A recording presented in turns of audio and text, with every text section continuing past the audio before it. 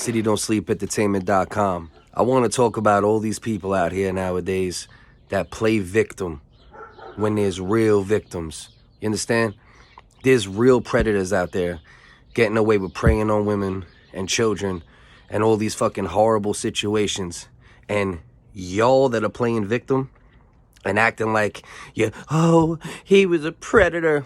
And when I was young, thankfully nothing physical happened, but I was the victim of a predator, and it didn't get physical, you know what I mean? But it could have, you know what I mean? If my antennas weren't up as a little 8-year-old kid and I wasn't a smart kid, I seen the direction it was going. He would have girls walk by and be in the fucking window naked when we walk into school, all sorts of disgusting shit, you know what I mean? Dude was 25, 30 years old. You're talking 8, 9-year-old girls, you know what I'm saying?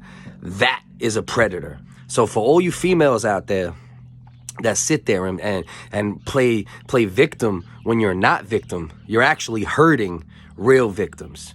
And at some point, it needs to stop.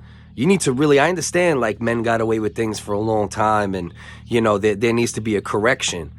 But this course of overcorrection that happens to plague this country and humans in general is the problem. You know what I mean? Yes, we need to correct things, whether it be racism, you know, the way women been treated sexually, you know, whether it's hate on trans people, gay people. Listen, I'm with all of it. We got to correct everything. Let people live how they want to live as long as they're not harming others. That's how I live my life. But on the same page, if you run around accusing a man of being a predator or worse, you know, that other P word that I said before, okay, you are part of the problem. You're not part of the solution. So we need to get this together, man. The real victims are being hurt. Everyone's running around, save our children, save our children. Meanwhile, you got your kids on TikTok with no bras on, dancing around and twerking, okay? Cardi B won't even let her child be around when her music is being played because she don't make her music for children. And I feel the same way. You know, I do raw comedy, I do hip hop, I do a bunch of stuff that's explicit at times. And I do not let my children hear any of it, okay? And I'll be honest and I'll admit it. When I was younger and I had my first child, okay, she's older now. She's gonna be 20 in a couple days. And I was a little more loose with it when I was young, but I was a young man. I was a young father. I wasn't thinking properly. I didn't realize how conditioned I was to over-sexualization. And, you know, I allowed her to see some things, you know, not crazy, but like I let her watch Nightmare on Elm Street 1 often, you know, when she was like 3, 4. Not a good idea, you know what I mean? Maybe music sometimes, but I was always a little bit with music, a little more, you know, a little less liberal with music I'd play around her. But at the end of the day, we got to protect these kids for real. And it starts with TV programming. It starts with music. It starts with whether or not you let them on social media, how much you lock out their accounts, whether it's YouTube, what do you let them do on TikTok, who do you let them follow, what do you let them watch. If we're really going to save the children, we're really going to protect kids and women and young ladies from being actual victims, we have to identify the situations where they can be an actual victim and try to do our best to prevent them from being an actual victim. And try to do our best to keep the stuff that maybe gets ingrained in their mind from movies or TV or social media now, which might be worse than everything combined because it's the Wild West on social media, you know. So I don't know, man. I just don't get it, man. All I see from left to right, Republican, non-Republican, black, white, is a whole bunch of hypocrisy, a whole bunch of, you know, you got situations where there's victim blaming, where there's an actual victim and people don't want to accept their story, and that's wrong. But even worse is someone who plays victim when they're not victim.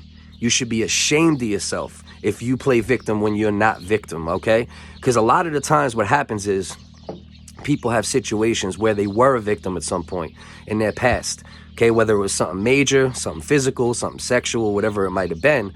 And then something happens with another man or another woman or whatever it might be in their future, and they don't really do anything that would be described as, you know, predatory or aggressive or abusive. But that person, because of their past trauma, will then look to aim the target of that's my predator on someone different. We have to stop allowing people to play victim when they are not victim. We also have to stop victim blaming, but wanting to know a whole story is not victim blaming. If I hear something about a friend of mine or someone I know, I'm gonna go, I want to hear something from the person blaming them, and then I'm gonna go talk to my friend. And if my friend is wrong, no matter what the situation is, whether it's crime, whether it's something with a female, whatever it may be, I'm either gonna end the friendship with the friend if it's something major, you know, maybe even put hands on them if it's something real major, or I'm gonna be like, bro, it's a little sketchy. I'm gonna crack jokes on him. I'm gonna be roasting him for the rest of his life for that situation, but I'm gonna move forward with the friendship depending on the situation.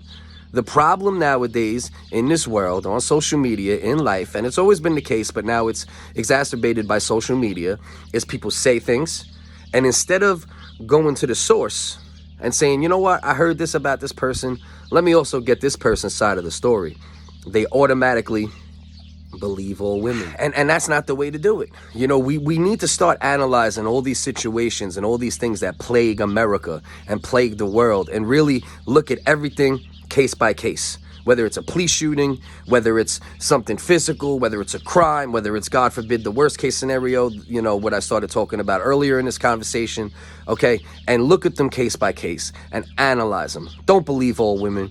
Don't victim blame, okay? Don't end friendships with people before you get their side of the story. Don't be friends with people who are pieces of shit, all right? Nuance, okay? Everything has a gray area. There is not a lot of things in this world, in this life, that are just cut and dry. This is like this. This is like this. Not many things are like that in life, man. And not many stories hold up under, you know, what's the word? I can't think of the right word right now, but they don't hold up under interrogation. There's a better word than that, but you know what I'm saying? They don't hold up under interrogation. You hear a story, you say, all right, let me check this out. Look around both sides, and this could be political, this could be anything. Interrogate stories. Look into stories. I don't care what it is, because there's a lot of people in this world right now, and a lot of situations that are being made worse because of assumptions, because of listening to one side of the story, because of listening and reading one link and not going to another link, because of looking at a meme, because of looking at a post, whatever it might be.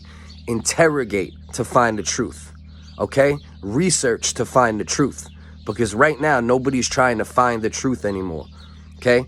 They already decide what they want the truth to be, and then they accept the story that confirms that truth.